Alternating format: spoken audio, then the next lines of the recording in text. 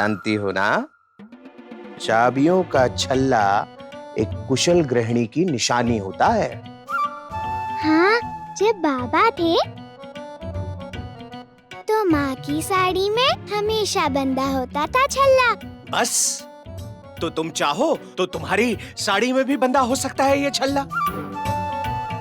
और तुम जानती हो कि जिसके पास ये छल्ला होता है वही होती है घर की मालकिन। फिर वो जब चाहे जितना चाहे रसगुल्ले खा सकती है।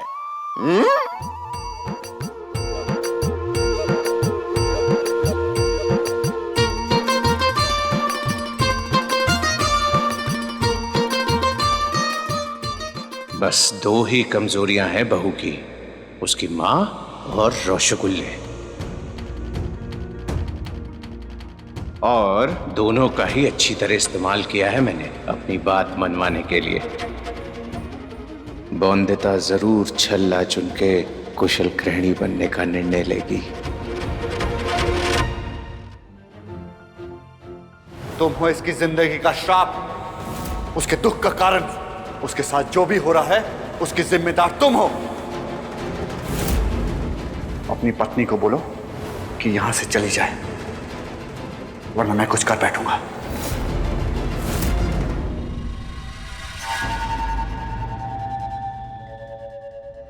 मिनी, तुम यहाँ क्या कर? आओ अंदर बैठो। रुको, जानती हो बाबा को ये सब नहीं कहना चाहिए था बौंदिता को, पर सच कहूँ तो बाबा के कहने का वो मतलब नहीं था।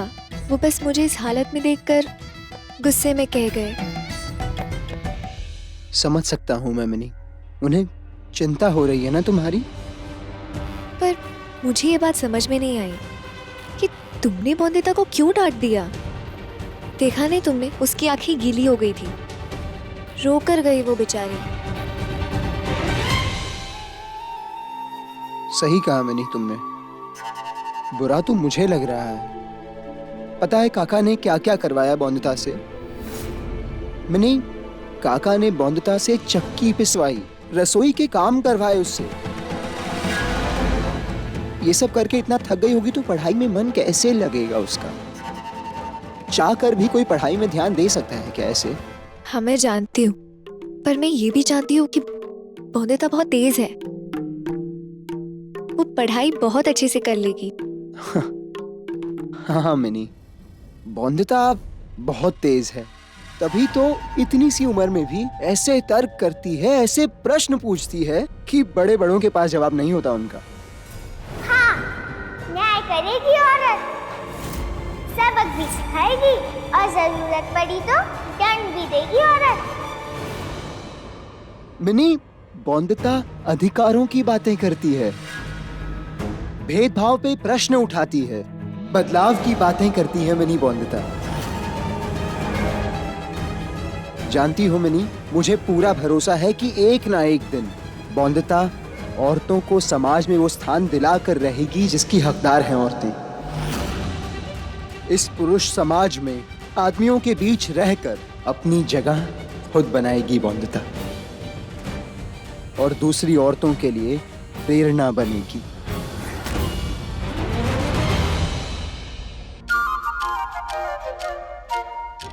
बहुरानी जी,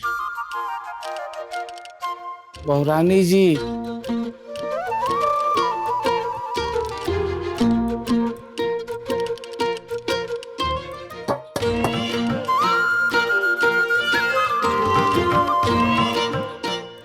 बहुरानी जी,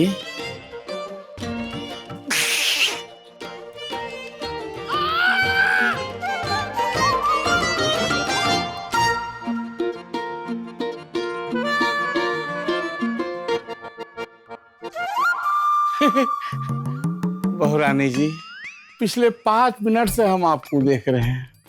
आपने एक शब्द नहीं बोला, एक सवाल तक नहीं पूछा। आप ठीक तो है ना बहुरानी जी? मतलब आपकी तबीयत तो ठीक है ना अभी? भारी बाबू, कुछ सोच रही है बौंदिता। बौंदिता का इतना छोटा सा एक दिमाग है और उस छोटे से दिमाग में दो बातें दौड़ रही हैं। वो कौन सी दो बातें बहू रानी जी? एक तो परी दीदी की तबीयत कैसी होगी, पति बाबू अभी तक आए भी नहीं है और मैं वहाँ जा भी नहीं सकती। तो इसमें कौन सी बड़ी बात है? जब बैरिस्टर बाबू आएंगे तो सामने से पूछ लीजिएगा। हाँ। और दूसरी बात कौन सी? और दूसरी बात ये है, बहुत बड़ी दुविधा में है छोटी सी बॉन्दिता। निर्णय तुम्हारे हाथ में है कि तुम्हें मास्टर की छड़ी चाहिए या फिर घर की चाबियों का छल्ला। और तुम जानती हो कि जिसके पास ये छल्ला होता है वही होती है घर की मालकिन। अब समझ नहीं आ रहा है क्या चुनना सही होगा, छड़ी या छल्ला। हाँ, पर चाहे वो कितनी भी तर्क कर ले, तुम्हारी तरह बैरिस्टर तो नहीं बन सकती। क्यों नहीं बन पाएगी मिनी? बल्कि कई बार जब बॉन्दिता तर्क करती हैं तो मुझे लगता है मेरे सामने बॉन्दिता नहीं, कोई बैरिस्टर बाबू खड़ी है। सच में बस बॉन्दिता अपने तेज दिमाग का सही इस्तेमाल करे। पर जानती हो मिनी, आज जब मास्टर जी आए थे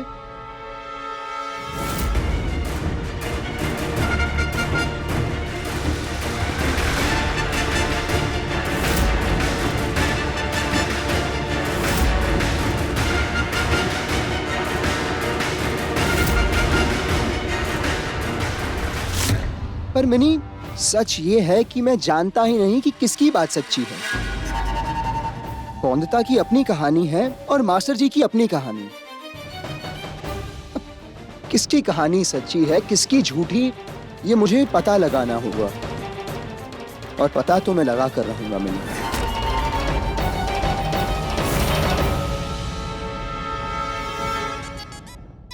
हम आपकी कुछ मदद कर सकते हैं बहू रानी जी। मदद? और आप?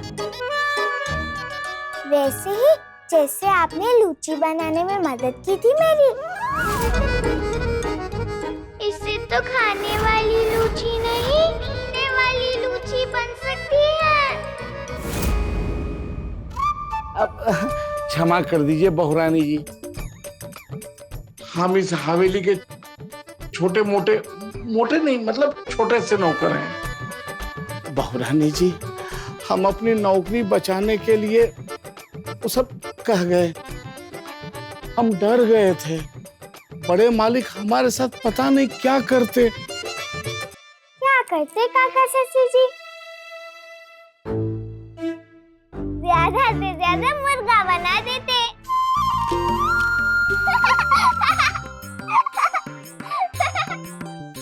वैसे आप मुर्गा बने बहुत प्यारे दिखते हो बारी बाबू।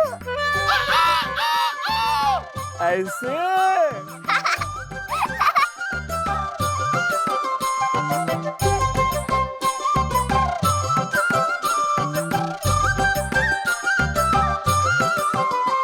वैसे भारी बाबू, बताइए तो आपको क्या लगता है, मेरे हाथों में चाबियों वाला छल्ला अच्छा लगेगा कि किताबें?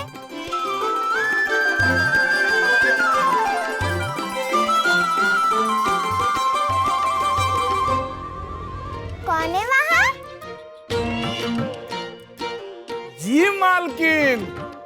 लग रही हूँ ना महारानी जैसी। जी मालकिन। भारी बाबू पानी लाओ।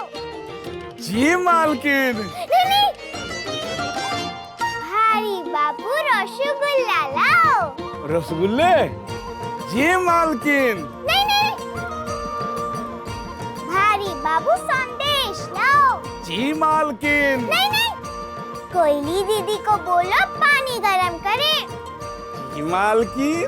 भारी बाबू मोटर गाड़ी निकालो, महारानी को बाहर जाना है, हम जाएंगे कुछ सामान लाने। जी मालकिन।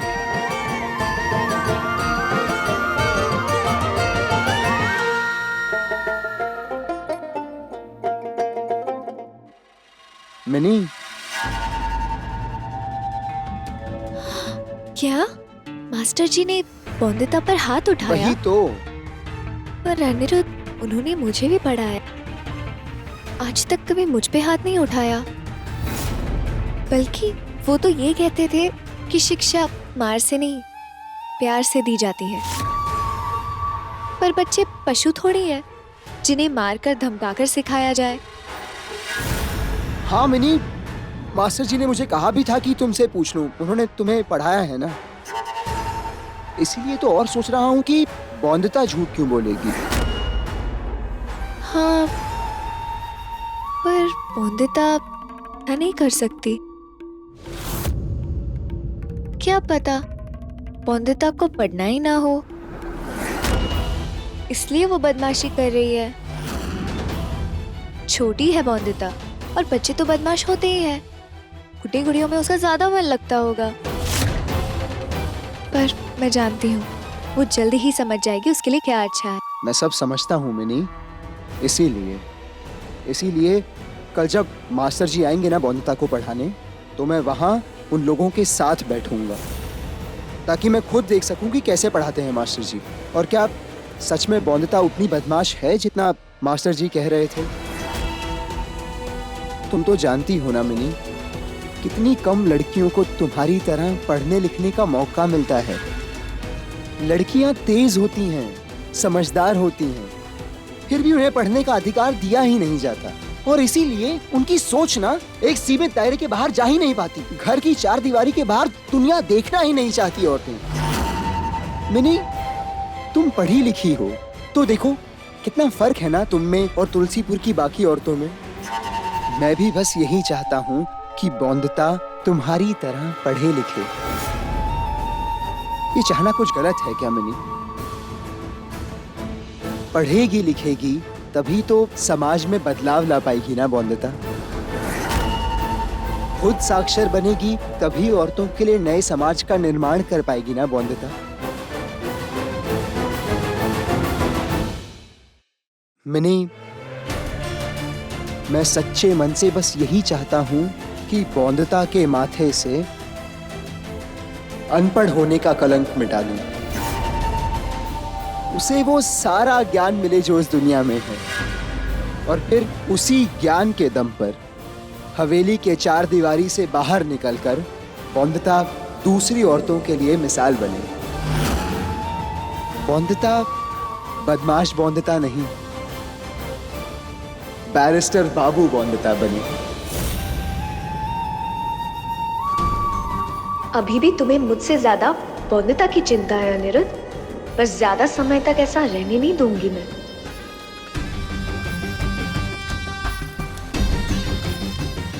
तुम भले ही बैरिस्टर बनाना चाहो उसे, पर मैं बदमाश होने का थप्पा लगवाऊंगी बॉन्दिता पे, और ये कैसे करना है ये भी अच्छे से जानती हूँ मैं।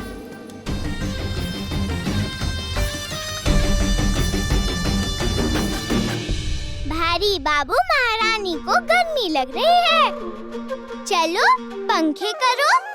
मालकिन,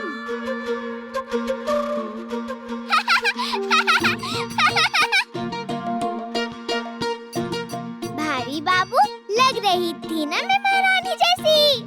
बहुत बड़ी बड़ी महारानी।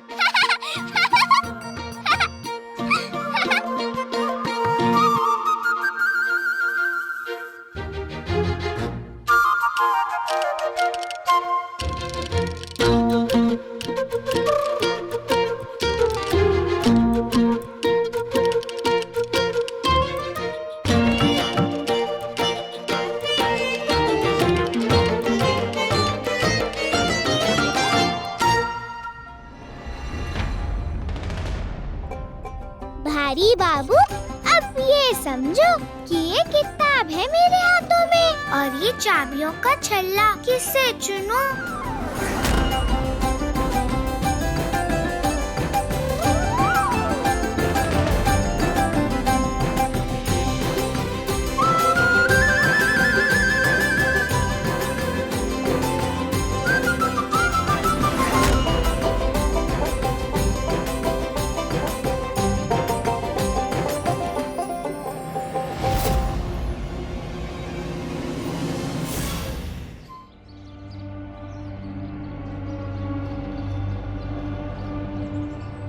जो हमें मिल नहीं रही थी किताब, वो वहां पर है।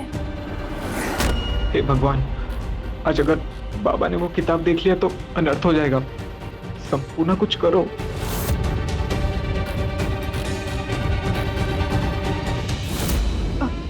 ससुर जी पानी।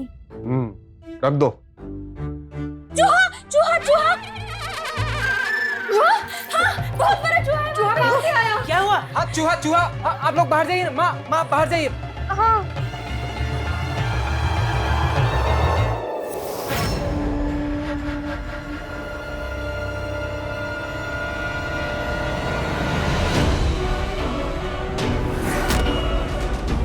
चूहा, अब निकलेगा चूहा।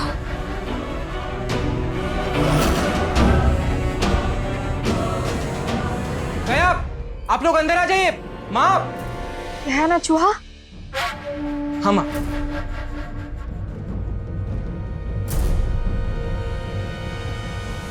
चूहा।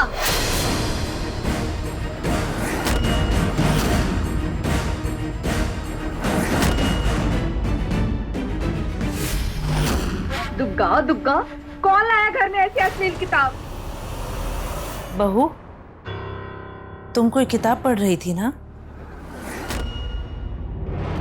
ऐसी ही किताब थी ना वो भी, लेकिन तुमने तो कहा था कि वो बहुत अच्छी किताब है। क्यों पढ़ रही थी बहू तुम ऐसी किताब, वो भी इस हालत में? माँ, वो मेरी किताब नहीं है, वो मुझे इन्होंने दिया था, क्योंकि इन्होंने कहा था इसके अंदर जो चित्र है उसको देखने के लिए, क्योंकि मुझे तो पढ़ना लिखना नहीं आता। नालायक! अरे अरे शर्म नहीं आई ऐसी गंदी हरकत करते हुए?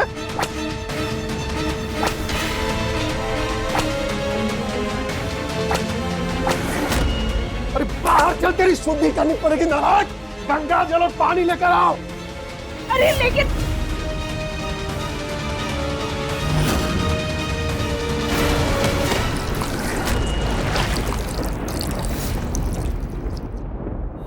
मुझे भी ये चाबियों का छल्ला ही सही लग रहा है। पर बिजिस्त्रा बाबू मुझे किताब पकड़े ही देखना चाहते हैं। इसका क्या करे बॉन्दिता? अब उनकी इच्छा के विरुद्ध जा सकती है क्या बॉन्दिता?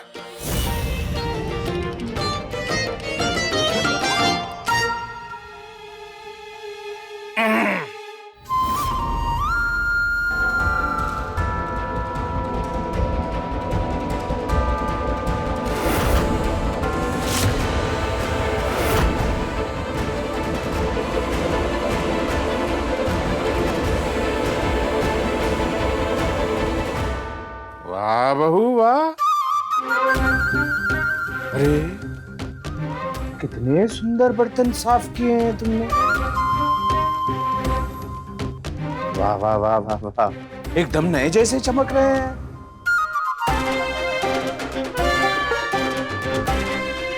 शाबाश, अब लगता है बहुत जल्दी तुम कुशल गृहिणी बन जाओगी।